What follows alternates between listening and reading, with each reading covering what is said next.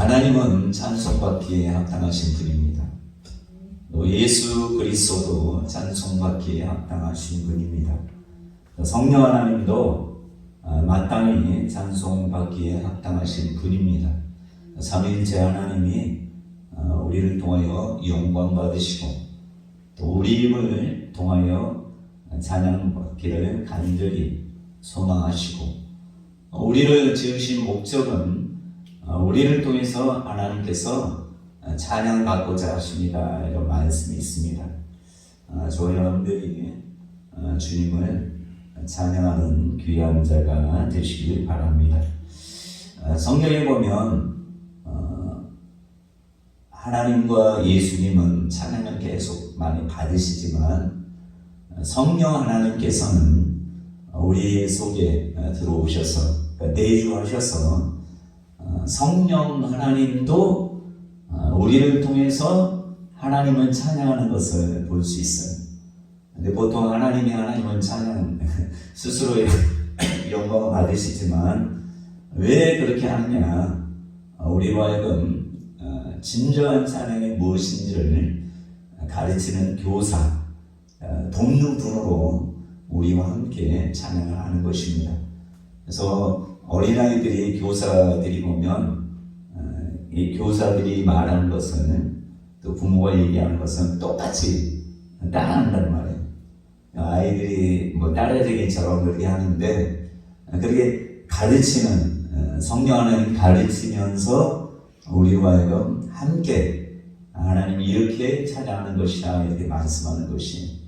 그래서 성경에 보면 성령 없이 찬양하는 것은 하나님 앞에 거의 드려지지 않는다는 것을 우리가 알아야 돼요. 그래서 성경에 보면 성령 충만하여 성령의 감동으로 하나님을 찬양하는 사람들이 너무나도 많은 것을 우리가 볼 수 있습니다. 다윗도 성령의 감동으로 오늘 시편의 주옥 같은 그 하나님을 찬양하는 아름다운 곡조들이 성령의 충만함, 성령의 감동으로 성령께서 그 입을 열어서 그 마음을 감동하심으로 말미암아 하나님을 찬양했어요. 그래서 로마서 10장의 말씀처럼 마음으로 하나님께서 예수 그리스도를 죽은 자 가운데서 살리신 것을 마음으로 믿고 입으로 예수님을 주라 시인하면 구원에 이른다 했는데, 그러니까 마음의 감동을 성령께서 주셔야지만이 우리의 생각이 아니라 성령과 우리 영이 하나님께 찬양하는 것이. 그래서 여러분 성경에 보시면 다윗도 성령에 충만하여 하나님께 고통당할 때나 기쁠 때나 슬플 때나 항상 하나님의 이름을 드높인 것을 우리가 볼 수 있습니다. 또한 우리가 잘 아는 사도 바울도 성령에 충만해서 찬양하는 내용이 에베소서 1장에 나와 있습니다. 제가 조금 읽어 드릴 테니까 저와 여러분들도 입을 열어서 항상 찬양하는 그런 자가 되시기 바랍니다. 찬송하리로다 하나님 곧 우리 주 예수 그리스도의 아버지께서 그리스도 안에서 하늘에 속한 모든 신령한 복을 우리에게 주시되 곧 창세전에 그리스도 안에서 우리를 택하사 우리로 사랑 안에서 그 앞에 거룩하고 흠이 없게 하시려고 그 기쁘신 뜻대로 우리를 예정하사 예수 그리스도로 말미암아 자기의 아들들이 되게 하셨으니 이는 그가 사랑하는 하시는 자 안에서 우리에게 거저 주시는 바 그의 은혜의 영광을 찬송하게 하려는 것이라.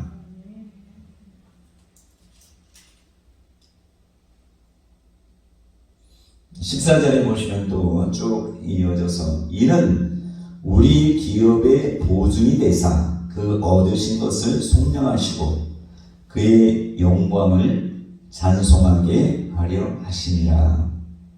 그러니까 저와 여러분들이 야고보 사도가 야고보서를 쓴 야고보가 한 입으로 찬송과 저주가 나올 수 없다. 우리 입에서는 항상 찬송이 나와야 된다. 고난 당하는 자가 있느냐? 저는 기도할 것이요. 즐거운 자가 있느냐? 저는 찬송할지니라. 그래서 예수 믿는 사람들이 초대교회나 사도행전에 보면 성령이 충만할 때 방언도 하고 하나님 높임, 그러니까 하나님을 찬양했다라고 해요. 그러니까 모일 때마다 하나님을 찬양했어요. 그래서 사도 바울이 감옥에 갇혔을 때도 마음은 감사가 넘쳤기 때문에 하나님께 기도하면서 채찍에 맞았음에도 불구하고 오히려 갇혔음에도 불구하고 하나님을 찬양했다라고 합니다. 예수님께서 우리로 하여금 말씀하실 때 너희는 사람들을 두려워하지 마라. 너희 영과 혼을 능히 죽일 수 있는 하나님을 두려워해라. 그러니까 우리 영과 혼을 고귀하고 거룩하게 하시는 하나님을 찬양하는 것은 마땅합니다. 그래서 이 땅에 하나님께서 지음받은 모든 것들은 하나님을 찬양하라고 시편 148편에 나와 있어요. 피조된 모든 것들, 하나님이 만드신 모든 것들, 또 특별히 하나님의 형상으로 만든 하나님의 자녀들은 하나님을 찬양하는 것이 당연하고, 또 그 마음을 하나님의 형상이기 때문에 그런 마음을 우리에게 주셔서 우리 입으로 감사하고 찬양하고 기뻐하고 즐거워하는 것을 하나님이 기뻐하십니다. 그래서 성경에 보시면 여러분, 우리나라 사람들은 한이 많아서 새가 운다고 해요. 그러나 영어에 보면은 sing, song, sing 하면서 새들이 노래한다. 얼마나 보잡으면 서쪽 새가 솥이 좋다고 솥이 좋다 하는 서쩍서쩍.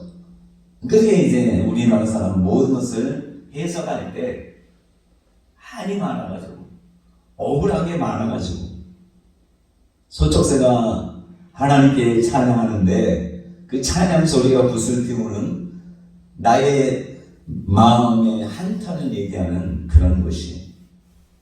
그러나 하나님은 이 세상 모든 피조된 것들은 하나님을 찬양하도록 만드셨다는 걸 아셔야 돼요. 그래서 여러분, 성 프란체스코가 그 산에 있다가 새들이 하나님을 찬양하는 것을 그의 눈이, 영안의 눈과 귀가 열림으로 인해서 프란체스코가 보니까 새들도 찬양하고 나무들도 찬양하고 모든 것들이 찬양하는 것을 그가 알고, 나만 예수 믿는 나만 찬양하지 않으면 되겠어요. 모든 통치하는 지도자인 우리들이, 피조물의 지도자인 우리들은, 이 지도자가, 다른 것들은 다 피조물들은 찬양하는데 우리 지도자가 더 지휘하는 것처럼 찬양해야 돼요. 아까 말씀드렸던 시편 148편에 보면 모든 전사들이여 찬양할지어다. 천사도 찬양해요. 여러분, 예수님이 이 땅에 오셨을 때 아가였음에도, 아무 일도 하지 못한 아가였음에도 불구하고 천군 전사들이 모여서 하나님을 찬양하는 것을, 하늘에는 영광이요 땅에서는 기뻐함을 받는 사람들에게 평화로다. 하나님을 찬양해요. 모든 전사들이여 찬양할지어다. 해와 달아 찬양하며 밝은 명랑한 별들아 찬양할지어다. 바다도 찬양할지어다. 여러분, 이 얘기를 들어보셨는지 모르겠는데 불에게도 찬양하래요. 불이 뭐예요? 이렇게 하는데 이것들이 하나님을 찬양하고 있는 것을 보이십니까? 우박도 찬양하라고 해요. 시편 148편 기자가 우박이여 찬양하고 눈도 하나님을 찬양할지어다. 안개여 찬양할지어다. 광풍이여 하나님을 찬양할지어다. 산들아 찬양하라. 모든 작은 산들 찬양하고, 감나무 이렇게 나오잖아요. 감나무, 사과나무, 모든 과일나무, 과실수들아 찬양해라. 너에게 열매를 맺게 하는 그 하나님을 찬양해라. 하나님의 영상을 닮은 사람들을 먹이도록 하나님이 이 나무들을 주셨는데, 그 나무들이 풍성한 열매를 맺음으로 인해서 본인의 본분을 다하게 하신 하나님께 찬양하는 것이. 모든 백향목이며 찬양할지어다. 백향목으로 성전을 지었잖아. 짐승과 여러분 강아지나 길 다니는 길고양이라도 하나님을 찬양할지어다. 모든 가축과 기는 것, 벌레, 개미나 이런 것도 하나님을 찬양하고 있습니다. 나는 새도 하나님을 찬양할지어다. 세상의 왕들아 하나님을 찬양하고, 모든 백성과 방백과 땅의 모든 사사, 청년 남자 처녀들, 노인과 아이들아 하나님을 찬양할지어다. 찬양할 수 있기 때문에, 찬양할 수 없기 때문에 찬양하라는 것이 아니라 찬양할 수 있으니까 찬양하라고 하는 거예요. 오늘 아침에 제가 유튜브를 찬양을 들으려고 TV를 딱 켰어요. 아니, 더 바이블이 나오더라고요. 어떤 내용이냐, 예수님께서 예루살렘 성에 입성하실 때 그 장면이 딱 떠오르더라고요. 종려나무까지 흔들고 겉옷을 펴고 왕을, 창조주를 우리 입으로 엎드려서 경배하고 하는 것들이 우리가 마땅히 해야 될 일인데, 바리새인들은 어린아이들이 찬양하는 것을 막 뛰면서 찬양하는 것을 보고, 저 어린아이들 찬양하지 못하게 하여 달라고 했을 때, 저 어린아이들이 찬양하지 않으면 내가 명예에서 저 돌들을 통해서도 찬양할 수 있다, 이렇게 말씀해요. 예수님이 예루살렘 성에 입성할 때 모든 돌들도 찬양했을 거 아닙니까? 우리가 듣지 못해서 그렇지. 당나귀도 가면서 얼마나 기뻐했겠어요. 야, 내가 이렇게 조그만 새끼 낙인데 나를 창조하신, 나를 지으신 하나님을 등에 태우고 이렇게 가는 게 얼마나 영광이냐 하고 찬양하지 않았겠습니까?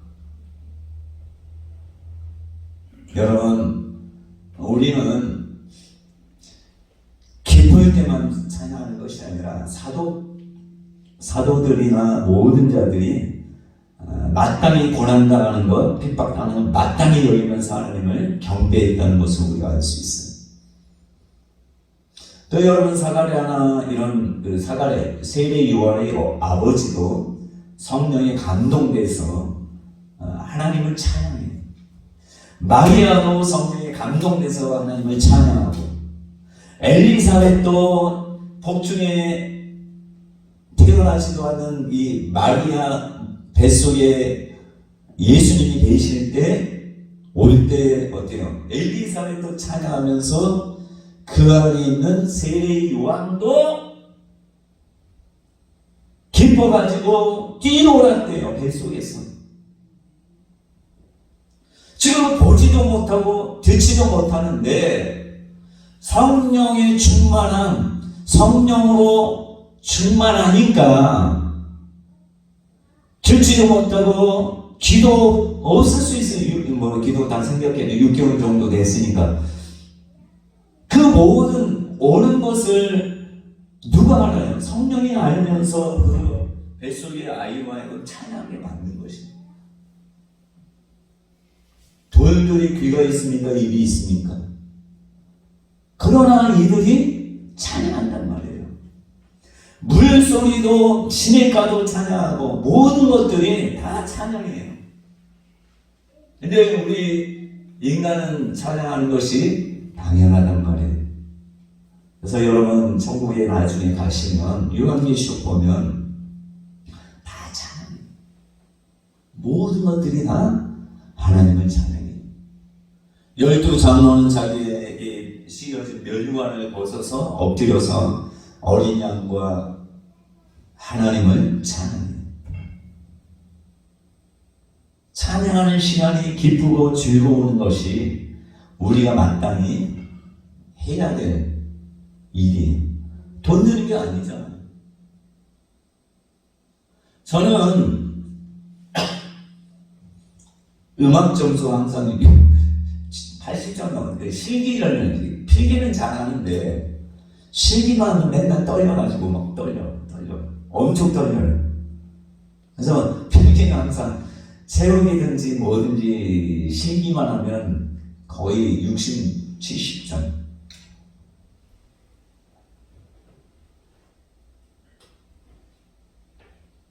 노래를 잘 못했어요. 근데 제가 하나님 나도 사람이 있을 때는 없어. 지금도 막 개인적으로 시키면 잘 막 떨리긴 하지만, 근데 제가 앞에서 또 목사님들 앞에서 이렇게 찬양에 인도한다는 건 기적이라고 생각해요. 하나님이 예전에 내가 청년 고등학교 때인가 청년 때, 제 고등학교 때 목사가 되려고 이제 하나님 내가 목사가 되겠으니 이렇게 소원하는 것 같아요. 그래서 나중에 이제 교회 이제 금요일에 가는데 갑자기 이제 금요일에는 뜨겁게 기도해요. 그 통합책 우리 똑같은 통합책인데 평상시에 대예배당 이런 때 방언 안 해요. 근데 금요 기도회 때는 다 방언. 열심히 쿵짝쿵짝 하면서 막 소열심.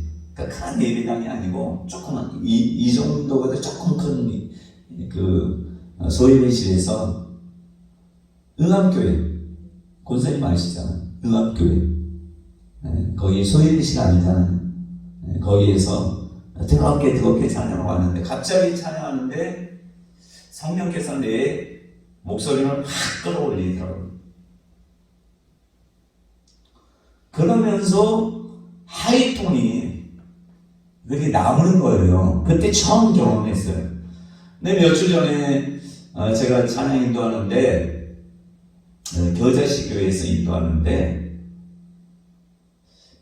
누가 뭐 코러스인지 뭔지 넣는 거 아니냐고 얘기하는 거에서 아무도 안 넣은 제가 했다고. 하나님이 그러니까 사람들은 그렇게 많이 생각한다면 뭐 기도 열심히 하면 목이 쉰다, 찬양 열심히 하면 목이 쉰다 하는데, 목도 하나님이 지었기 때문에 기도도 열심히 부르짖고 목이 쉴 수 있지만 찬양도 열심히 부르고 하면 얼마나 하나님이 기뻐하시겠습니까? 그래서 저와 여러분들이 우리가 다른 여러 가지 찬양보다는 제가 예전에 몇 달 전까지는 항상 앞에 찬양은 성령, 하나님의 성호를 찬양하는, 하나님의 이름을 찬양하는 것을 앞에 항상 넣었어요. 지금 그렇게 하지 않는데, 그래서 여러분들이 찬양 인도할 때도 하나님을 찬양한, 그러니까 하나님의 존재를 찬양하는, 그러니까 하나님의 이름을 찬양하는 이런 찬양하는 것을 하나님 기뻐하셔요. 그래서 꼭 그걸 참조하시고, 이 시간은 천국에서 우리가 새 노래, 그 찬양을 같이 하도록 하겠습니다.